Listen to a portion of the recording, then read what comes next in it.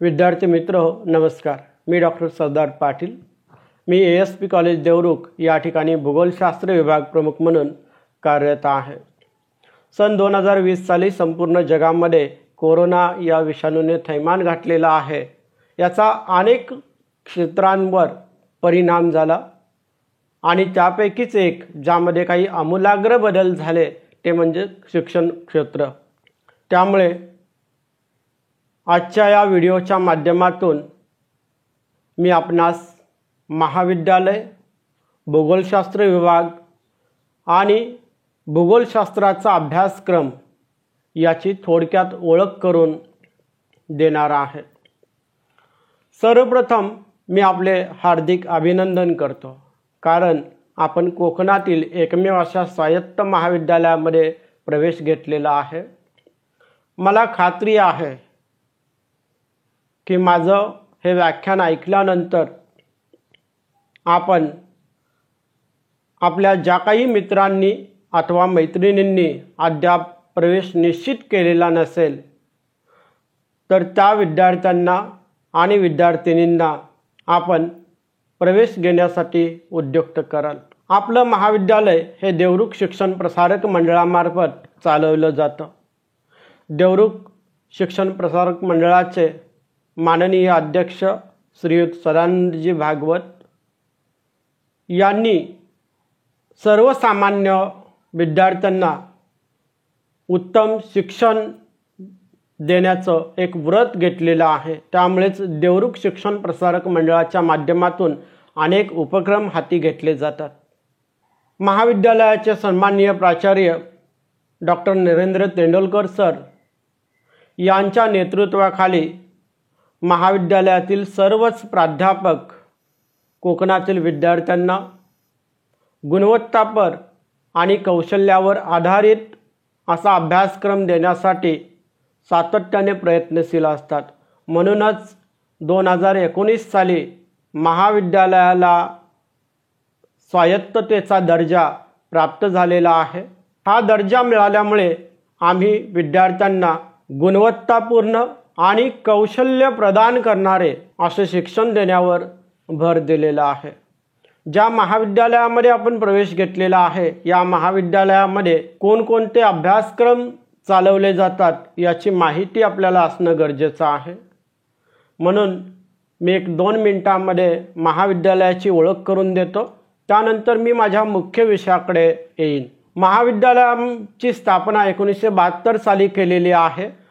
तेव्हा हे महाविद्यालय फक्त कला आणि वाणिज्य महाविद्यालय म्हणून अस्तित्वात होतं. महाविद्यालयामध्ये अर्थशास्त्र, समाजशास्त्र, मराठी या 3 विषयांमधून 6 युनिट डिग्री मिळविता येते आणि भूगोलशास्त्र, हिंदी व इंग्लिश या 3 विषयांमधून 3 युनिट डिग्री मिळविता येते. कॉमर्स विभागाचा विचार करता अकाउंटन्सी आणि बँकिंग व फायनान्स असे 2 स्पेशलायझेशन हे महाविद्यालयामध्ये आहे. विज्ञान महाविद्यालय हे 2009 साली सुरू करण्यात आलं. प्रथम आणि द्वितीय वर्षाकरता गणित, वनस्पतीशास्त्र, रसायनशास्त्र आणि भौतिकशास्त्र हे विषय उपलब्ध आहेत. तर तृतीय वर्षाकरिता महाविद्यालयामध्ये रसायनशास्त्र आणि भौतिकशास्त्र या 2 विषयांमधून आपल्याला पदवी घेता येते. संगणकशास्त्र विभागाची सुरुवात ही 2005 साली करण्यात आलेली आहे. महत्त्वाचं म्हणजे संगणकशास्त्रासाठी कला, वाणिज्य, विज्ञान कोणत्याही शाखेचा विद्यार्थी प्रवेश घेऊ शकतो आणि आम्ही फक्त स्वायत्ततेचा दर्जा प्राप्त झाल्यामुळेच ही चॉईस आपल्याला देऊ शकतो. एखाद्या विद्यार्थ्याने उत्तम गुण प्राप्त करून वाणिज्य विभागातून अथवा कला विभागातून जर 12वीची परीक्षा उत्तीर्ण केलेली असेल तर आपल्याला संगणकशास्त्रासाठी म्हणजेच कम्प्युटर सायन्ससाठी FY-BScला ॲडमिशन घेता येतं. या प्रकारे वेगवेगळ्या फॅसिलिटीज, वेगवेगळ्या अपॉर्च्युनिटीज आम्ही महाविद्यालयाच्या माध्यमातून विद्यार्थ्यांना खुल्या करून दिलेल्या आहेत. महाविद्यालयामध्ये रसायनशास्त्र, भौतिकशास्त्र आणि भूगोलशास्त्र या 3 विषयांमधून पदव्युत्तर पदवी घेण्याची सोय आहे. तसेच महाविद्यालयामध्ये रसायनशास्त्र या विभागाचं PhD सेंटर देखील मंजूर आहे। रसायनशास्त्र या विषयाशिवाय महाविद्यालयातील भौतिकशास्त्र, भूगोलशास्त्र, मराठी इत्यादी विषयांच्या प्राध्यापकांना PhD मार्गदर्शक म्हणून मान्यता आहे। म्हणूनच मी आपल्याला म्हटलं की आपलं हार्दिक अभिनंदन, आपण एका गुणवत्तापूर्ण महाविद्यालयामध्ये प्रवेश घेतलेला आहे आणि निश्चितपणे आपण जेव्हा ग्रॅज्युएट होऊन बाहेर पडाल तेव्हा आपल्यामध्ये काही गुणकौशल्य विकसित झालेली असतील आणि गुणवत्ता ही आपल्यामध्ये मोठ्या प्रमाणात असणार आहे। मी भूगोलशास्त्राचा प्राध्यापक आहे आणि आपण भूगोलशास्त्राचे विद्यार्थी आहात, त्यामुळे माझं आद्य कर्तव्य आहे की आपल्याला भूगोलशास्त्रामध्ये कोणकोणत्या करिअरच्या संधी उपलब्ध आहेत याची माहिती करून देणं। आजच्या या प्रास्ताविकपर व्याख्यानातून मी आपल्याला भूगोलशास्त्रातील करिअरच्या संधी, त्यानंतर प्रथम, द्वितीय आणि तृतीय वर्ष कला वर्गामध्ये आपण भूगोलशास्त्राच्या कोणकोणत्या शाखा अभ्यासणार आहात आणि प्रथम वर्षाचा अभ्यासक्रम काय आहे याची थोडक्यात ओळख करून देणार आहे। भूगोलशास्त्र म्हणजे नकाशांचं शास्त्र, भूगोलशास्त्र म्हणजे देशांचं शास्त्र, ही एक मानसिकता किंवा हा एक विचार विद्यार्थ्यांच्या मनामध्ये रुजलेला आहे। याचं कारण देखील असंच आहे, कारण जे काही आपण माध्यमिक वर्गांमध्ये आणि उच्च माध्यमिक पातळीवर भूगोलशास्त्राचा अभ्यास करतो, तर यामध्ये भारताचा भूगोल, महाराष्ट्राचा भूगोल, दक्षिण आफ्रिकेचा भूगोल, उत्तर अमेरिकेचा भूगोल यासारखेच विषय अधिक अभ्यासलेले आहेत। या ज्या काही शाखा आपण अभ्यासल्या त्याला प्रादेशिक भूगोलशास्त्र असं म्हणतात आणि प्रादेशिक भूगोलशास्त्र अभ्यासणं हे थोडंसं कंटाळवाणं असतं, कारण आपल्याला जी माहिती जशी आहे तशीच पाठ करावी लागते। पण भूगोलशास्त्राचा विस्तार हा प्रादेशिक भूगोलशास्त्राच्या पलीकडे आहे। भूगोलशास्त्र या विषयाला सर्व ज्ञानशाखांची जननी म्हणून ओळखले जाते आणि भूगोलशास्त्राच्या प्रमुख दोन शाखा आहेत, एक म्हणजे क्रमबद्ध भूगोलशास्त्र आणि दुसरी प्रादेशिक भूगोलशास्त्र, ज्याच्याविषयी मी आपणास आता बोललो। क्रमबद्ध भूगोलशास्त्रामध्ये रसायनशास्त्र, भौतिकशास्त्र, वनस्पतीशास्त्र यासारख्या विषयांप्रमाणेच नियम, सिद्धांत आणि प्रतिमाने यांची निर्मिती करण्यावर भर दिला जातो। किंबहुना क्रमबद्ध भूगोलशास्त्र हे नियोजनामध्ये महत्त्वपूर्ण मानलेलं आहे। आज अनेक क्षेत्रामध्ये क्रमबद्ध भूगोलशास्त्र आणि प्रादेशिक भूगोलशास्त्र यांचा मोठ्या प्रमाणात उपयोग केला जातो। त्यामुळे विद्यार्थ्यांना भूगोलशास्त्र या विषयातून कोणकोणत्या करिअरच्या संधी उपलब्ध आहेत आणि भूगोलशास्त्रातील अध्ययन कशा पद्धतीने आपल्याला इंटरेस्टिंग करता येईल, तर याविषयी मी थोडक्यात बोलणार आहे। आपण भूगोलशास्त्र हा विषय निवडला तर आपल्यासमोर काय करता येईल, कारण आपल्याला असं वाटतं की भूगोलशास्त्र मी हायस्कूलला शिक्षक होऊ शकत नाही, कारण तो विषय कोणी शिकवलं तरी चालतं, ही शोकांतिका आहे। उच्च माध्यमिक पातळीवर अर्धा विषय असतो, म्हणजे एक शिक्षक 2 विषय शिकवू शकतो, त्यापैकी हा एक विषय आहे आणि तशा काही फारशा ठिकाणी त्याचं जागा असत नाहीत, असं देखील मनामध्ये कधी वाटू शकतं। पण शिक्षण क्षेत्रात म्हणजेच उच्च माध्यमिक आणि पदव्युत्तर या पातळीवर भूगोलशास्त्र या विषयाला मोठ्या संधी आहेत। त्याच्याही पलीकडे जाऊन भूगोलशास्त्र या विषयामधून आपणास इतर अनेक करिअरच्या संधी उपलब्ध आहेत आणि त्याच्याविषयीच मी या ठिकाणी थोडक्यात बोलणार आहे। आणि यापैकी पहिलं क्षेत्र ते म्हणजेच नकाशाशास्त्र। आपण कार्टोग्राफर म्हणून कोणत्याही ठिकाणी काम करू शकता। यासाठी आपल्याला पदवीचं शिक्षण घेत असताना किंवा पदवीचं शिक्षण पूर्ण झाल्यानंतर, पदव्युत्तर पदवीचं शिक्षण पूर्ण झाल्यानंतर कार्टोग्राफीशी संबंधित काही जे अभ्यासक्रम आहेत हे अभ्यासक्रम पूर्ण करावे लागतील आणि त्याच्या आधारे आपणास कार्टोग्राफर म्हणून आपली नेमणूक केली जाऊ शकते किंवा आपणास कार्टोग्राफर म्हणून संधी मिळू शकते. सर्वे, आता सर्वे म्हणजे सर्वेक्षण म्हणा किंवा मोजणी ज्याला आपण म्हणतो. अलीकडे अनेक ठिकाणी पहा की जमिनीची मोजणी करण्यासाठी अद्याप देखील भारतामध्ये प्लेन टेबल सर्वेचा वापर केला जातो. आता काही प्रमाणात GPS चा वापर केला जातो आणि GPS सर्वेच्या माध्यमातून आपल्याला वेगळ्या लँड पार्सलचं मॅपिंग करता येतं, काही युटिलिटीज आहेत, काही फॅसिलिटीज असतील याचं मॅपिंग करता येतं. त्यामुळे सर्वे या क्षेत्रामध्ये देखील करिअरच्या मोठ्या संधी ज्या आहेत या मोठ्या संधी उपलब्ध आहेत. आपण आपल्या दैनंदिन अभ्यासक्रमामध्येच सर्वेक्षणाचा भाग हा विद्यार्थ्यांना अभ्यासासाठी दिलेला आहे. किंबहुना तसे प्रमाणपत्र अभ्यासक्रम देखील भविष्यकाळात दिले जातील, जेणेकरून देवरुख महाविद्यालयामध्ये प्रवेश घेणाऱ्या विद्यार्थ्यांची गुणवत्ता वाढणार आहे आणि परिणामी आपल्याला करिअरच्या मोठ्या संधी ज्या आहेत या मोठ्या संधी उपलब्ध होतील. याच्याही पलीकडे गेलं तर अर्बन आणि रिजनल प्लॅनर किंवा टाउन प्लॅनर म्हणून देखील आपल्याला करिअरच्या संधी उपलब्ध आहेत. आपल्याला या क्षेत्रामध्ये करिअर करता येतं. यासाठी काय आहे की आपण ग्रॅज्युएशन पूर्ण केल्यानंतर, काही ठिकाणी पोस्ट ग्रॅज्युएशन पूर्ण केल्यानंतर urban planning, regional planning, town planning या क्षेत्रातील डिप्लोमा अभ्यासक्रम आहेत. हे अभ्यासक्रम आपल्याला पूर्ण करावे लागतील आणि हे अभ्यासक्रम पूर्ण केल्यानंतर आपण regional planner, town planner, urban planner म्हणून देखील काम करू शकता. याचबरोबर भूगोलशास्त्रामध्ये जे काही आमूलाग्र बदल झाले यामध्ये स्पेस टेक्नॉलॉजीचा मोठा वाटा आहे, ज्याला आपण जिओ इन्फॉर्मॅटिक्स म्हणतो किंवा जिओस्पॅशियल टेक्नॉलॉजी म्हणतो.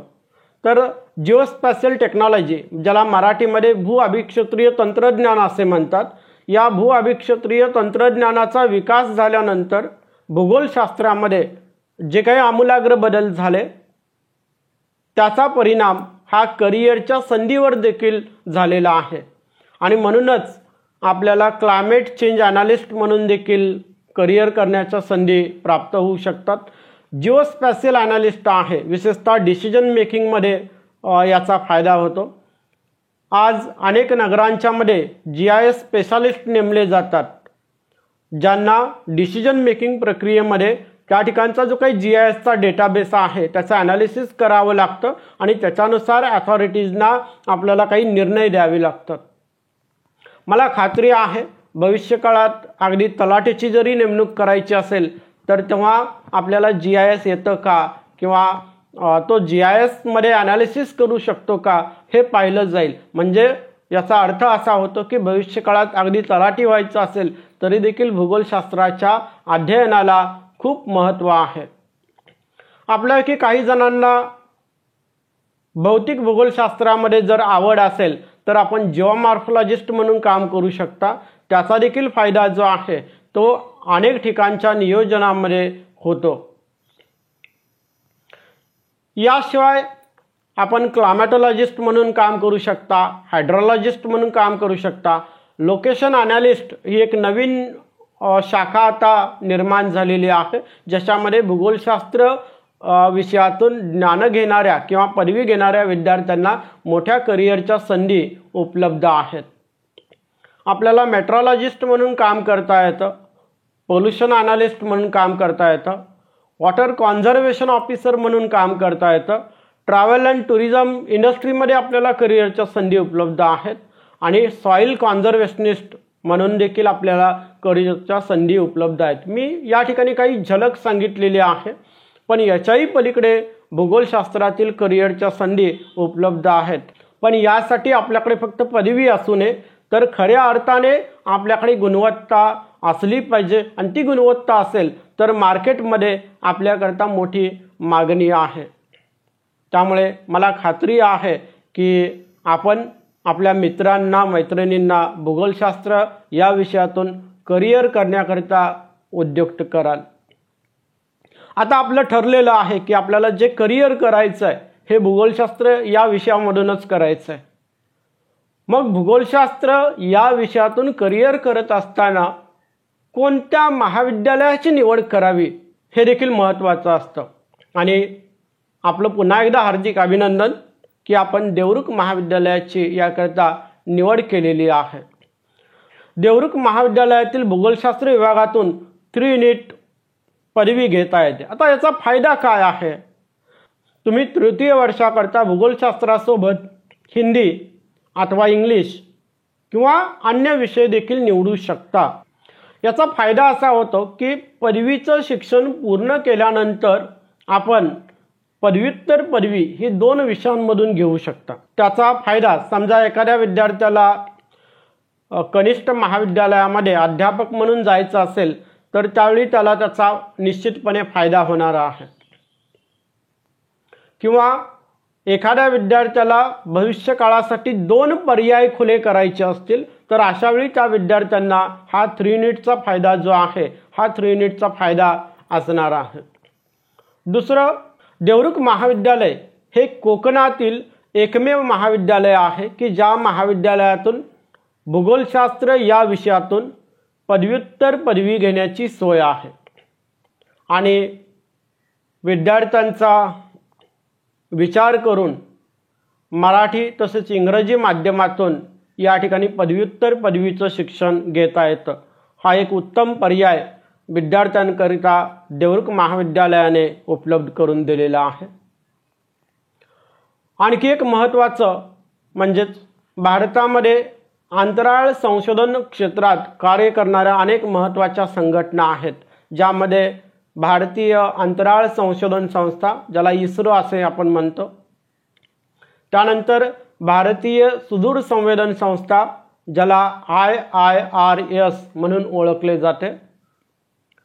तर या 2 संस्थांच्या सहयोगाने आपण ऑनलाईन अभ्यासक्रम चालवतो. विशेषतः जिओस्पॅशियल टेक्नॉलॉजीज म्हणजेच भूअभिक्षेत्रीय तंत्रज्ञानामध्ये सुदूर संवेदन, भौगोलिक माहिती प्रणाली आणि जागतिक स्थाननिश्चिती प्रणाली या क्षेत्राशी संबंधित प्रमाणपत्र अभ्यासक्रम हे भारतीय सुदूर संवेदन संस्थेच्या सहयोगाने ऑनलाईन पद्धतीने चालवले जातात.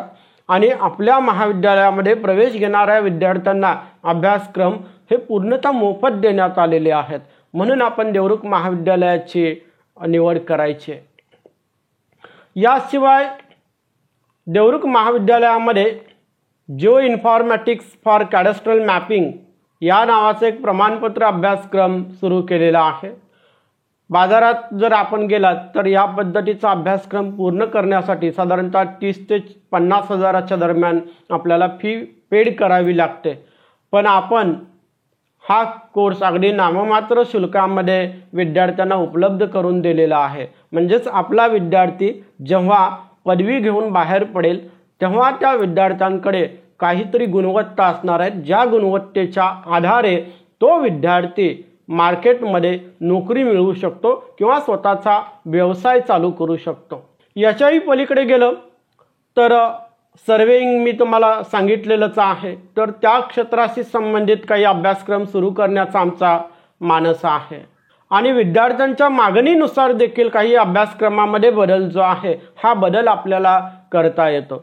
आमचा एकमेव हेतू हाच आहे की विद्यार्थ्यांना गुणवत्तापूर्ण शिक्षण देणं, विद्यार्थ्यांना कौशल्यावर आधारित शिक्षण देणं, या हेतूनेच दरवर्षी महाविद्यालयाच्या अभ्यासक्रमामध्ये आमूलाग्र बदल केले जातात. आणखी महत्त्वाचं म्हणजे भूगोलशास्त्र विभागाची एक स्वतंत्र वेबसाईट आहे. या वेबसाईटच्या माध्यमातून विद्यार्थ्यांना नोट्स उपलब्ध करून दिल्या जातात. विद्यार्थ्यांना आवश्यक असणारे व्हिडिओज येथून उपलब्ध आहेत. विद्यार्थ्यांसाठी क्विज उपलब्ध करून दिलेले आहेत. तसेच काही क्वेश्चन बँक वगैरे ज्या आहेत या देखील या संकेतस्थळाच्या माध्यमातून उपलब्ध करून दिलेले आहेत. तर हा एक फायदा आपण देवरुख महाविद्यालयातील भूगोलशास्त्र विभागामध्ये प्रवेश घेतल्याचा आहे. त्याचबरोबर सद्यस्थितीचा विचार करता, या कोरोनाच्या स्थितीचा विचार करता आपल्याला ऑनलाईन शिक्षण घेणं आवश्यक वाटतं. म्हणूनच भूगोलशास्त्र विभागाची एक ई कंटेंट प्रोव्हाइड करणारी एक स्वतंत्र वेबसाईट आहे, एक स्वतंत्र संकेतस्थळ आहे. या संकेतस्थळावरून आपल्याला प्रत्येक टॉपिक आणि सब टॉपिकनुसार व्हिडिओज उपलब्ध करून देण्यात येतात.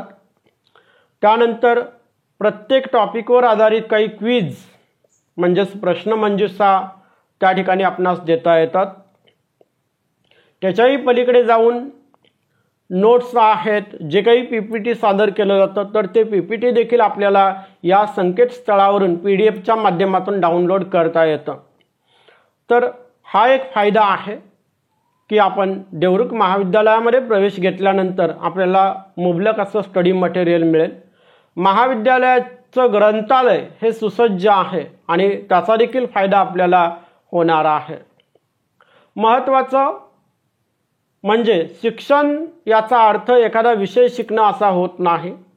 शिक्षण म्हणजे व्यक्तीचा सर्वांगीण विकास आणि व्यक्तीच्या सर्वांगीण विकासासाठी काही सामाजिक गुण, काही नेतृत्व गुण, काही पर्यावरणीय चळवळीविषयक गुण म्हणजे अनेक प्रकारचे गुण त्या व्यक्तीमध्ये विकसित व्हावे लागतात. म्हणूनच भूगोलशास्त्र विभागाच्या माध्यमातून जे काही सामाजिक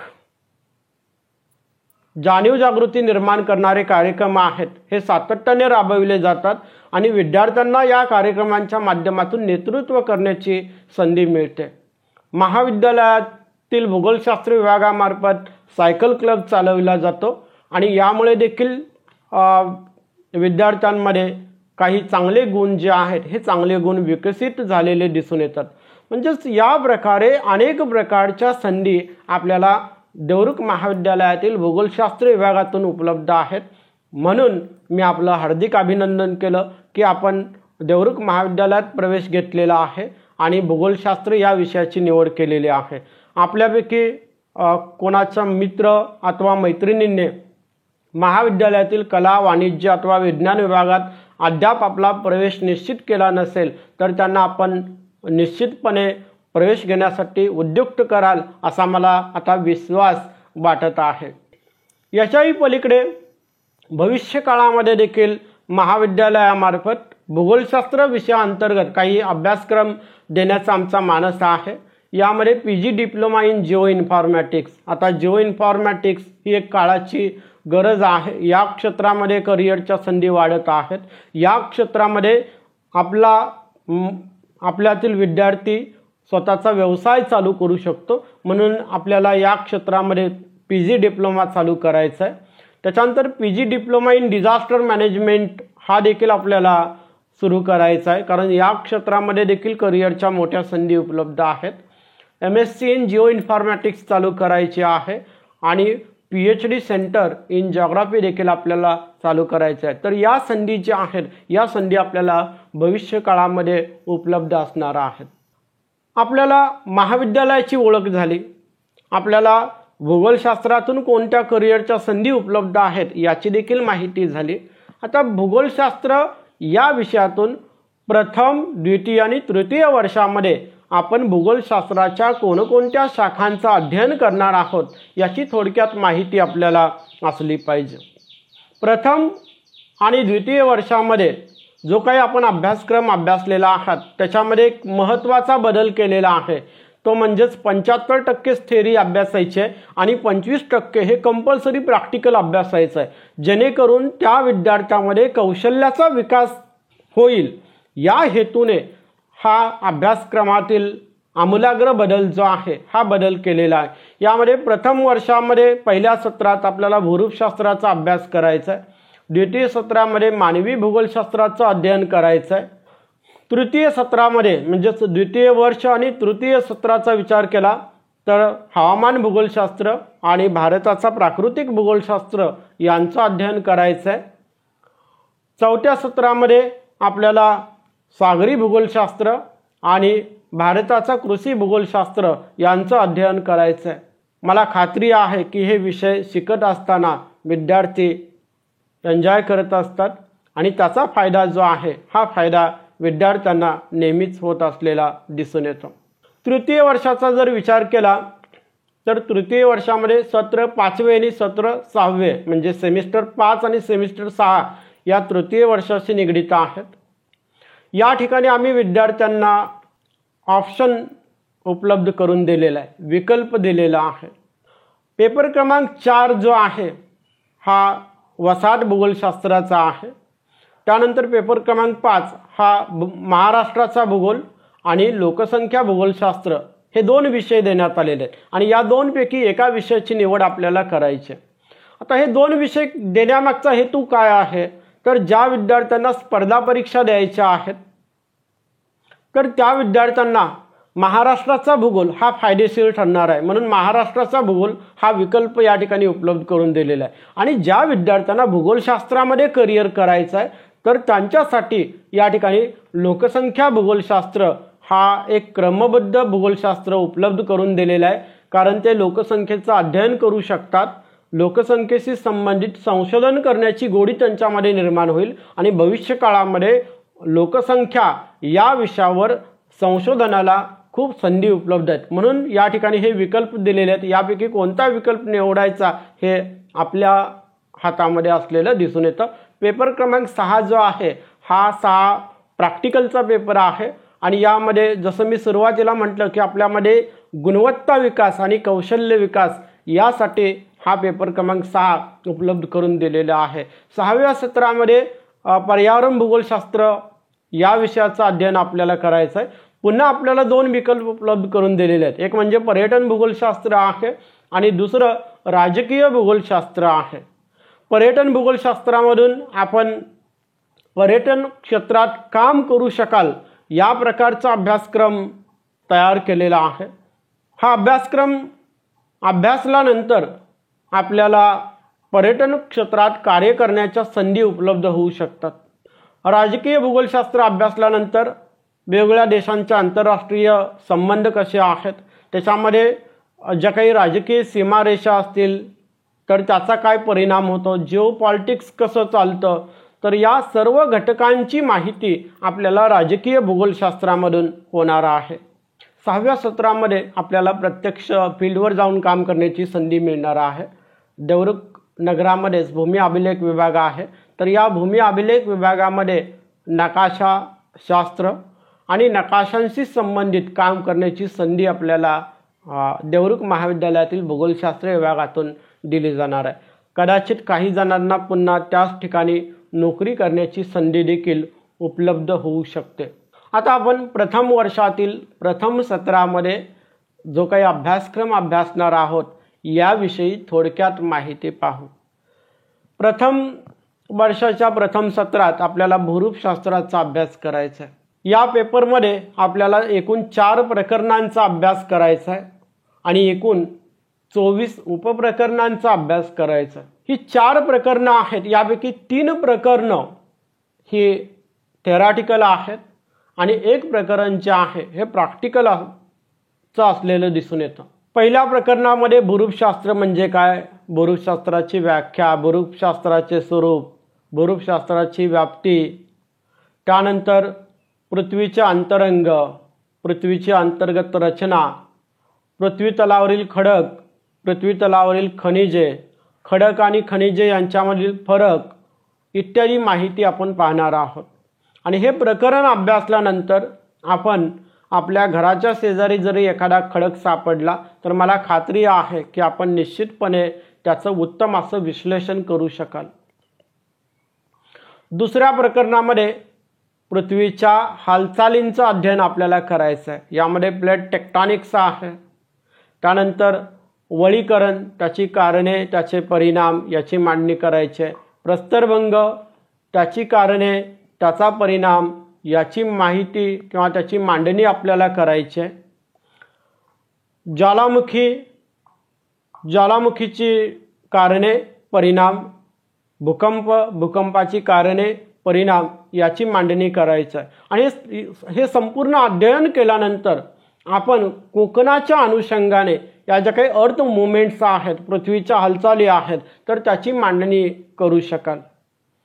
तिसऱ्या प्रकरणामध्ये भूरूपशास्त्रीय प्रक्रिया आणि त्याच्यापासून निर्माण झालेली भूरूपे याची मांडणी आपल्याला करायची आहे. विदारण म्हणजे काय, विदारणाचे प्रकार याची आपल्याला रचनात्मक मांडणी या प्रकरणामध्ये करायची आहे. त्यानंतर भूस्खलन ते का घडतं, त्याच्यामुळे काय परिणाम होतात, आपण कोणती काळजी घेतली पाहिजे याची मांडणी आपल्याला या प्रकरणात करायची आहे.